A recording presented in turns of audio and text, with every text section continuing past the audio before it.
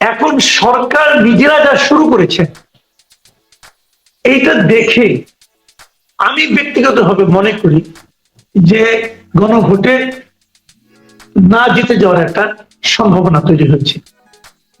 এটা এই কারণে তৈরি হয়েছে, দেখেন সরকার এখন অল আউট খেলতেছে।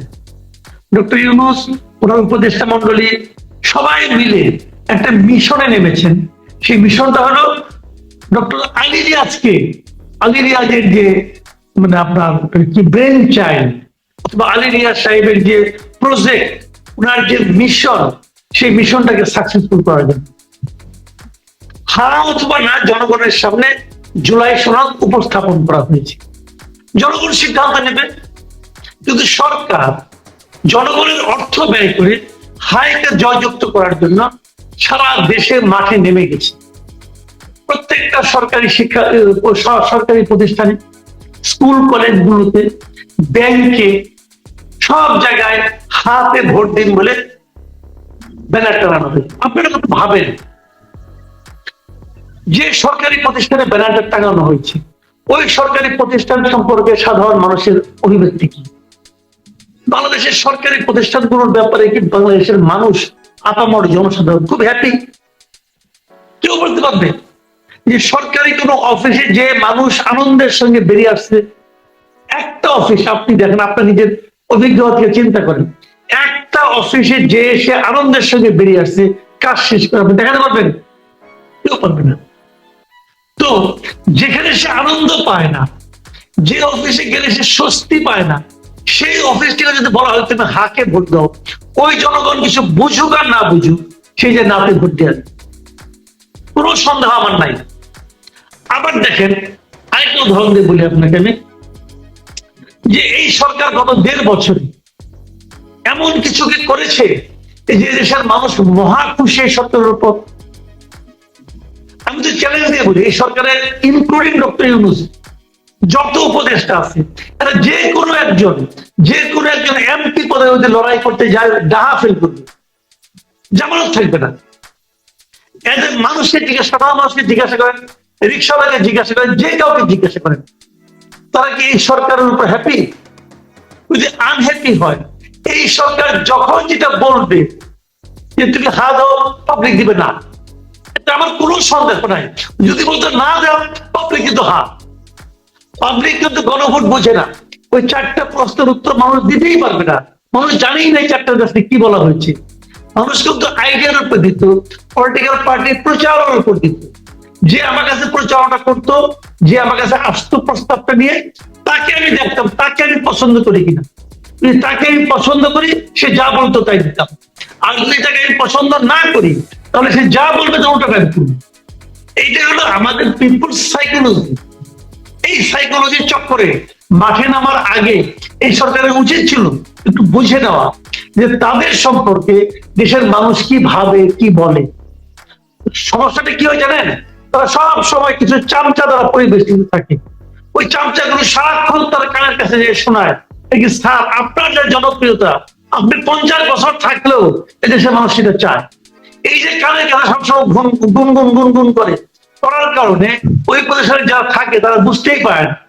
90 আন্দোলনের সময় এরশাদও বুঝতে পারে নাই, 96 সময় খালেদা জিয়াও বুঝতে পারে নাই, এইবার এই অগাস্টে শেখ হাসিনাও বুঝতে পারে না।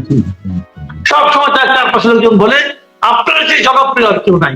যখন আসারটা খায় তখন বুঝে যে কেমন জনপ্রিয় ছিলাম, তখন বুঝে এই চামচার আমার কতটা ডুবাইছে।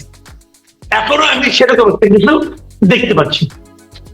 ভাই আমি একটা জিনিস আপনি নিশ্চয়ই খেয়াল করছেন, নির্বাচনের এখনো বাকি আরো 22-23 দিন। তো ওনার যদি ভোট চাইতে হয় যে 22-23 দিন আগে উনি হার পক্ষে একদম ওপেন, উনি একটু বলা যায় শেষ অস্ত্র, ওনার আহ্বান মানে তো তাদের দিক থেকে শেষ অস্ত্র। এত আগে কেন? আপনার চোখে কি এটা পড়ে নেই যে এটার মধ্যেও কোনো একটা কারণ থাকতে পারে? কারণ আছে, মাথা খারাপ হয়ে গেছে। ওই ছোটবেলায় শুনেন নাই যে গরু হারাইলে গরুর মা ডাকে লোকে? এখন গরু হারাই গেছে, এখন কি করবে? মাথা খারাপ হয়ে গেছে, যা তা করতেছে, আলী রিয়াজে পাঠায় বিভিন্ন জায়গায় আলী রিয়াজে পাঠায়। এটা বুঝে না যে আলী রিয়াজ সাহেব যত জায়গায় যাবে তত জায়গায় ভোট, নেগেটিভ ভোট আসবে। আলী রিয়াজ কি হিরো নাকি ভাই? আলী রিয়াজ বিদেশের একজন নাগরিক, আমেরিকার নাগরিক। জন্মসূত্রে বাংলাদেশের নাগরিক, যার মধ্যে ওনার কোনো হাত নাই, ওনার বাবা মার গর্ভে মানে বিদেশের নাগরিক ছিল, এখানে জন্ম হয়েছে। যখন ওনার হাত দেওয়ার ক্ষমতা হয়েছে তখন উনি যে আমেরিকার নাগরিক হয়েছে। যে লোক নিজের মাকে রেখে আর একজন সুন্দরীকে মা ডাকে, তার সম্পর্কে আমি আর কি বলবো? সে আমেরিকার নাগরিক হয়ে এখন আমাদেরকে আসছে জ্ঞান দিতে, আমাদেরকে সংবিধান বোঝায়, আমাদেরকে বোঝায় কি করতে হবে, কিভাবে চলতে হবে। আরে ভাই, আমি আপনার কথা বুঝবো কেন? আমারটা তো আমিই বুঝি, আপনি কে ভাই? আপনার কথা মানতে হবে কেন? সে যাচ্ছে সারা দেশের মানুষকে বুঝাইতে যে কেন আমাকে হা ভোট দিতে হবে, হা ভোট না দিলে নাকি আমি কিছুই পাবো না। সে বলতেছে হা ভোট দিলে নাকি দেশের বৈষম্য থাকবে না। বৈষম্য যে থাকবে না, আপনি যেটা বানাইছেন, আপনার সরকারের মধ্যে কি বৈষম্য আছে? আছে তো। আপনি এই গত 1.5 বছর যা করছেন, এটাই তো হা ভোট হবে নাকি? আপনার গত 1.5 বছর, আপনি যদি হা ভোটটাকে ভালোই বাসেন, তাহলে গত 1.5 বছর আপনি যেটা করছেন, আমি হা ভোট দিলে এটাই পাবো। গত 1.5 বছর আপনি যেটা কর্মকাণ্ড, এটা দিয়ে কি আমি হ্যাপি? যদি হ্যাপি না হই, আপনার কথা উল্টা ফল হবে, একদম উল্টা ফল। এখানে বলেন একটা কথা, উল্টা ফল হবে। ভাই, আওয়ামী লীগের ভোটার যারা সমর্থক, তারা আজকে কেন্দ্রে যাবে, তারা কি ভোট দিবে এটা আপনি জানি, আমরা একটা ধারণা করতে পারি হ্যাঁ দিবে না না দিবে। কিন্তু ফ্যাক্টর হয়ে গেছে বিএনপি। এখন কর্মী নেতা কর্মীদের সাথে আপনারও কথা হয়, আমি কোন করে আপনার বলি, বঙ্গবন্ধু রায়ের গতকালকে একটা ইন্টারভিউ করলাম, তো উনি বলতেছে আমার হা ভোট চাওয়ার সময় লাগবে, আমি বুঝিও না, না বুঝি না। আমি যেহেতু উনি দায়িত্বশীল মানুষ, করে বললাম যে আমি হানা বুঝি না, আর আমার হানা ভোট চাওয়ার সময় নয়, আমি সঙ্গে ধনের শীষ। এইটা কি সরকারের ভেতরে? একদম ঠিক, আপনার অবজারভেশন একদম ঠিক।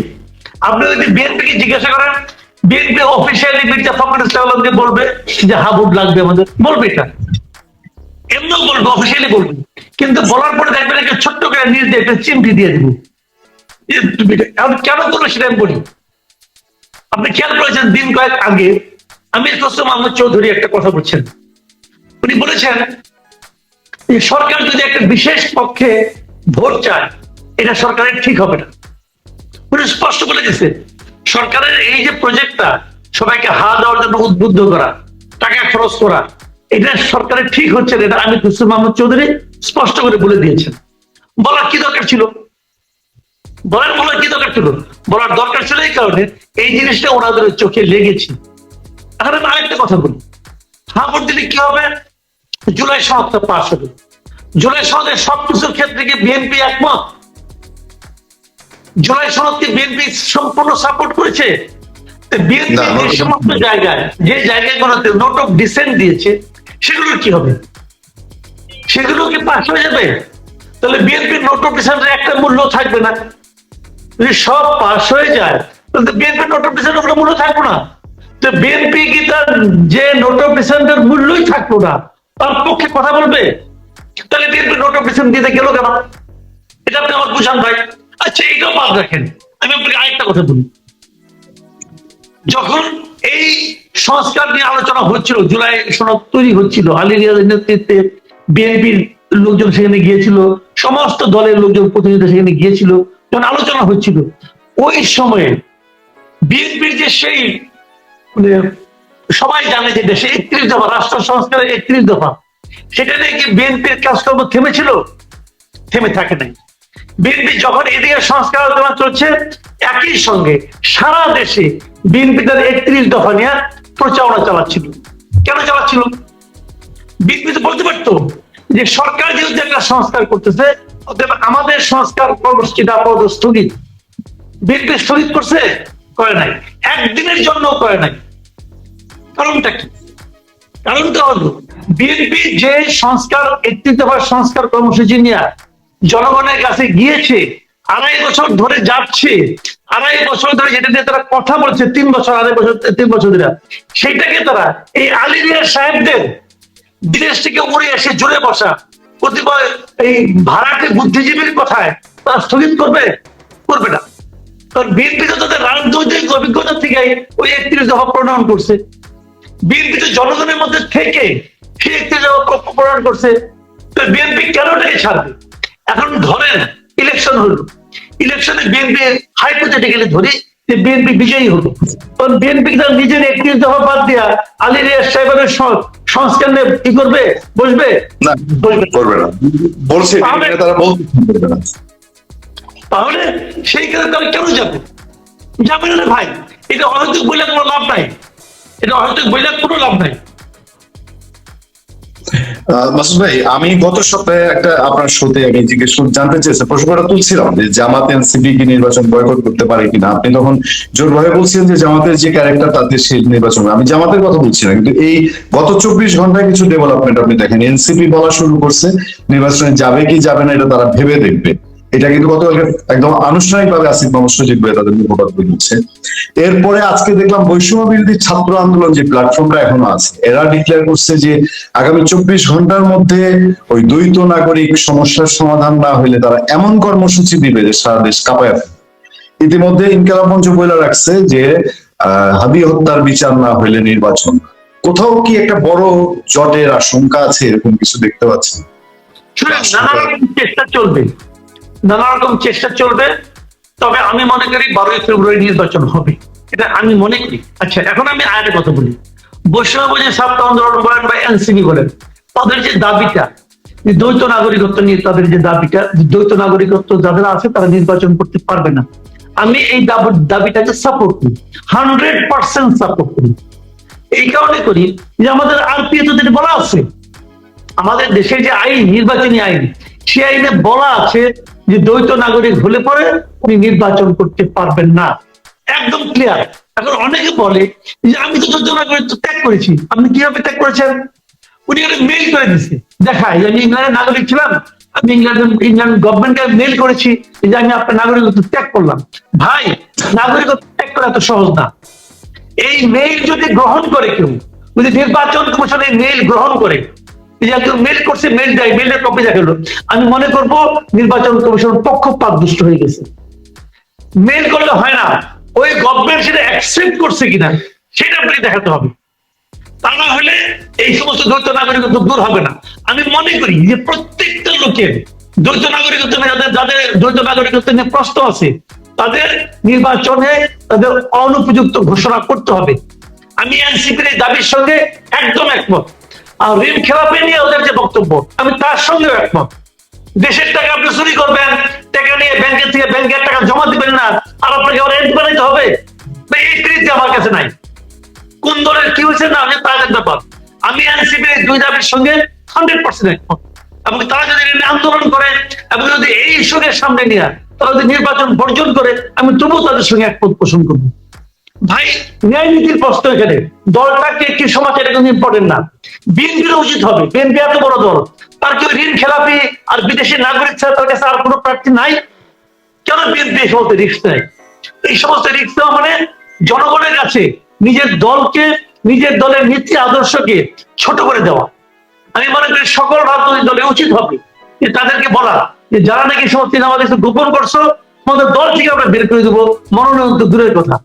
এটাই মনে করি। মাসুদ ভাই, গতকালকে একটা ছোট্ট ঘটনা, কিন্তু আমার কাছে মনে হয়েছে এটা অনেক বেশি গভীরতা আছে। আপনি জানেন যে তারেক রহমান সাহেবের গাড়িতে ফুট করে এসে এত নিরাপত্তা। আজকে দেখলাম ওই রিজভী ভাই বললেন যে ওই লক্ষিন্দরের বাসর ঘরের নিরাপত্তা লাগবে, মানে একটা সুই কোথাও ছিল, একটা ছেলে সিএসএফ আছে, সরকারি নিরাপত্তা আছে, একটা স্টিকার গাড়ির মধ্যে একটা খাম লাগাই দিয়ে গেল। মানে যে খাম লাগাইতে পারে সে তো বোমও লাগাইতে পারে। মানে তাহলে কি হলো যে বরঞ্চ জামাত খেপে আছে, তারেক রহমান সাহেবের বেশি নিরাপত্তা দেওয়া হচ্ছে, বেশি প্রোটোকল দেওয়া হচ্ছে। এখানে এরকম ঘটনা বললাম, তাহলে এটা কি মানে শুভঙ্করের ফাঁকির মধ্যে আছে তারেক রহমান বা এই টাইপের কিছু? শুনেন, আমি বলি, যে সমস্ত নিরাপত্তা দেওয়া হয় না, এই সমস্ত নিরাপত্তা দিয়ে পৃথিবীর কোথাও কোন নেতা রাজনীতি করতে পারে না। আমি নিরাপত্তার এই পক্ষে না। তারেক রহমানের সবচেয়ে বড় নিরাপত্তা হলো জনগণ। এই জিনিসটা তারেক রহমান সাহেব যখন বুঝতে শুরু করবেন, তখনই উনি জনপ্রিয় নেতায় পরিণত হতে পারবেন। এখনো যে মানুষকে বোঝা যাচ্ছে না, কিন্তু কিছুদিন পরেই দেখবেন এটার একটা নেতিবাচক আসবে, প্রভাব পড়বে। তারেক রহমানের যারা নিরাপত্তা রক্ষা করতেছে, এসএসএফ বলেন, সিএসএফ বলেন, কি কি আছে, এগুলো আমি এরা কোনোভাবেই, এরা বরং জননেতাকে জনগণ থেকে বিচ্ছিন্ন করে দেয়। এদের আচার আচরণ ভালো না। আমি ওই জন্য দেখেছিলাম, ওই প্রথম যেদিন উনি আসলেন, এক মহিলা ভাই দাঁড়িয়ে রেলিং এর মধ্যে দাঁড়িয়ে ছবি তুলছে, তার পেছনে যে পিটাইলো, এগুলো ঠিক না। এগুলো কোনো নেতিবাচক প্রভাব আছে, এগুলো দরকার নাই। তারেক রহমানকে এই দেশের মানুষ বুকে আগলে ধরে রাখবে, এটাই স্বাভাবিক। ওনার বাবা তো আর্মি অফিসার ছিলেন, ওনার বাবা কি এত নিরাপত্তা মনে চলতেন? হ্যাঁ, জীবনের ঝুঁকি কার নাই? রিজভী সাহেব যদি বলে থাকেন যে লক্ষিন্দরের লোহার বাসর, কথা তো সত্য। লক্ষিন্দরের জন্য তো লোহার দিয়া বাসর বানানো হয়েছিল, তারপরে উনি মারা যান নাই, ওনাকে সাপে কাটে নাই, কাটছে। সমস্ত নিরাপত্তার মধ্যেই ফাঁক আছে। পৃথিবীতে এমন কোন দেশের নিরাপত্তা দেখাতে পারবেন না যেটা কি নিচ্ছিদ্র। ওই নিচ্ছিদ্র নিরাপত্তা শব্দটা কেবল খাতা কলমে আছে, নিরাপত্তা লাগে না, নিরাপত্তার মধ্যেও পাওয়া যায়। ওনার বাবা আর্মি চিফ ছিলেন তো, আর্মি না তো ওনার মৃত্যু হয় নাই, হয়ে যেত ভাই। উনি কি নিরাপত্তার মধ্যে ছিলেন না? ছিলেন তো। তো কি হয়? এইগুলি কিছু না, আল্লাহর উপর ভরসা করেন, জনগণের উপর আস্থা রাখেন, আর কিছু রাখবেন। এটা নিয়ে কেউ তো মন খারাপ করতে পারেন, করেন। আমি যেটা বুঝি সেটা আমি বললাম, জনগণই ওনার সবচেয়ে নিরাপত্তা।